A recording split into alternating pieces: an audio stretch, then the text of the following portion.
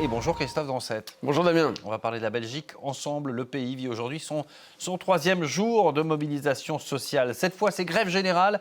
La Belgique est presque paralysée. Jamais depuis les années 80, le pays n'avait connu un tel blocage à l'appel des trois principaux syndicats. Tout s'arrête. Aucun vol ce matin au départ des aéroports de Bruxelles et de Charleroi. Certaines lignes de train sont totalement coupées, d'autres tournent au ralenti. À Bruxelles, seules 2 lignes de métro sur 6 fonctionnent. L'Eurostar a perturbé les écoles, les administrations, même le monde associatif, la télévision publique et plusieurs entreprises privées sont touchées. Cette grève est en réalité le point culminant d'une mobilisation en 3 actes. Lundi, les trains, mardi, hier, les services publics et aujourd'hui, donc, cette grève interprofessionnelle, y compris le secteur privé.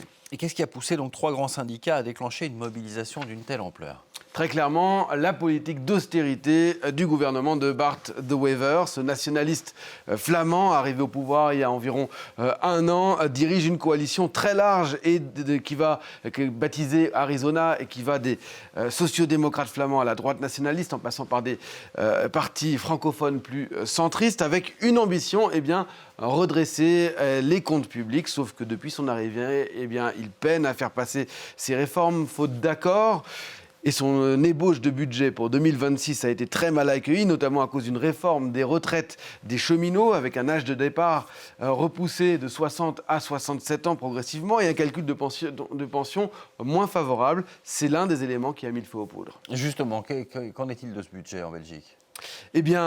Malgré la perspective de cette grève monumentale, la coalition est parvenue lundi matin, au moment même où cette grève commençait, à un accord. Le Premier ministre a dû, certes, diviser par 2 ses ambitions, 9 milliards d'euros d'efforts contre 20 milliards initialement visés. Le texte y prévoit tout de même des hausses d'impôts pour les plus hauts revenus, une taxe bancaire, une augmentation de la TVA sur le gaz et les carburants, mais pas sur les produits de consommation courante et l'électricité, une taxe sur les petits colis venus de Chine, mais aussi la fin de l'indexation automatique pour les salaires supérieurs à 4 000 euros brut, indexation sur l'inflation. S'ajoute à cela des économies sur la santé, avec un durcissement notamment des règles sur les arrêts à longue maladie pour amener plus vite les personnes au travail.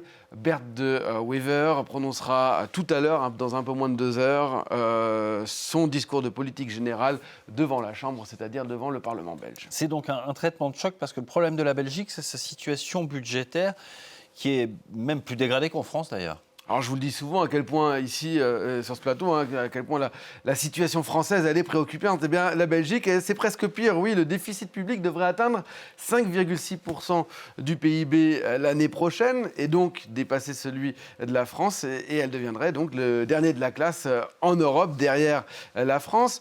La dette, elle dépasse largement les 100% du PIB. Et puis surtout, la charge de la dette, c'est-à-dire ce que dépense l'État chaque année en intérêts et en remboursement de dette, atteint 11 milliards d'euros l'année prochaine et pourrait même être multiplié par 4 d'ici 8 ans si rien n'est fait.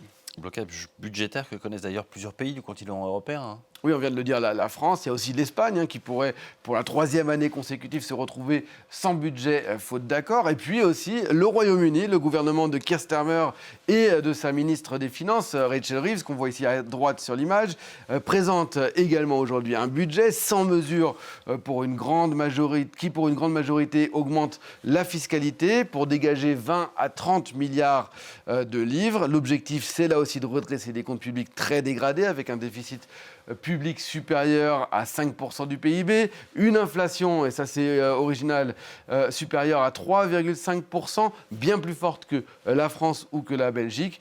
Le Premier ministre britannique qui accuse le Brexit d'être responsable d'une grande partie des difficultés du pays aujourd'hui joue gros, car en cas d'échec, c'est tout simplement sa place qu'il pourrait perdre. Merci beaucoup Christophe.